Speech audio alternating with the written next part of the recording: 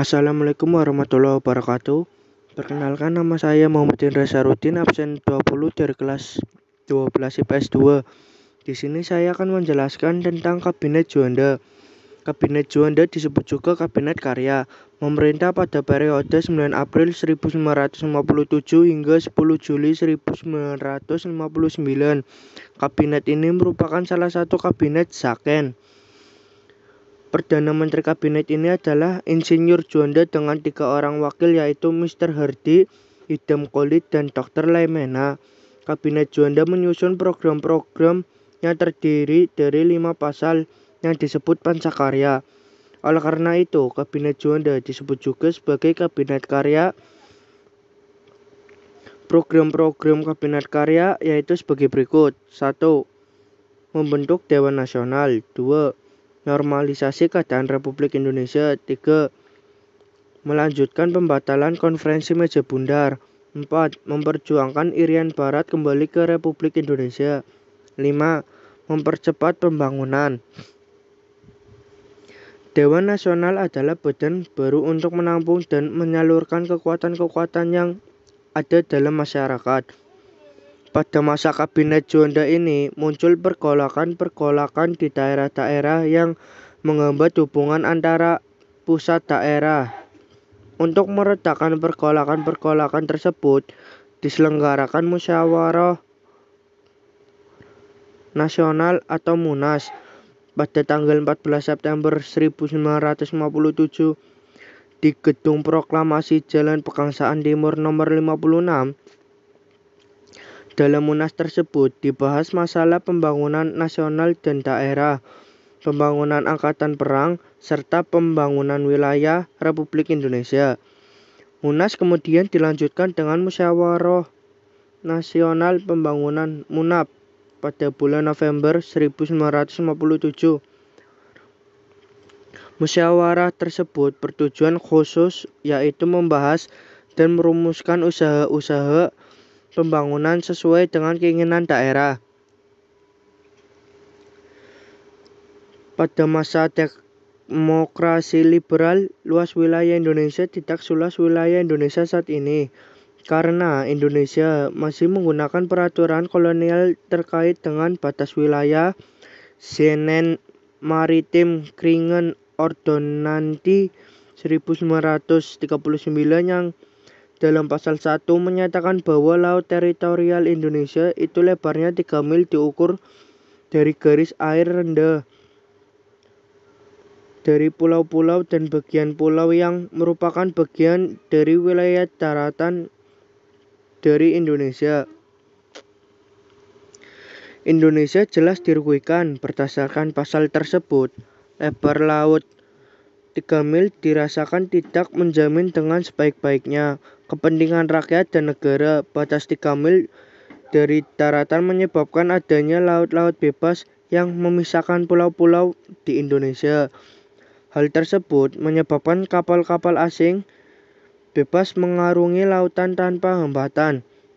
Kondisi tersebut akan menyulitkan Indonesia dalam melakukan pengawasan wilayah Indonesia.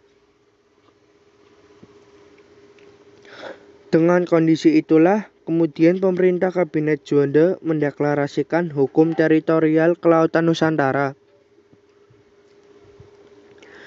Deklarasi Juanda mengandung konsep bahwa tanah air yang tidak lagi mengandung laut sebagai alat pemisah dan pemecah bangsa seperti pada masa kolonial, tetapi harus dipergunakan sebagai alat pemersatu bangsa dan wahana pembangunan nasional. Adanya deklarasi Juanda membuat batas kontinen laut diubah dari 3 mil batas air terendah menjadi 12 mil dari batas pulau terluar. Kondisi tersebut membuat wilayah Indonesia menjadi semakin luas, tanpa memasukkan wilayah Papua, karena wilayah tersebut belum diakui secara internasional. Hal tersebut juga berdampak terhadap titik-titik pulau terluar yang menjadi garis batas yang mengelilingi Republik Indonesia. Walaupun deklarasi Juanda belum memperoleh pengakuan internasional, pemerintah Republik Indonesia kemudian menetapkan deklarasi Juanda menjadi Undang-Undang Nomor 4 PRP-1960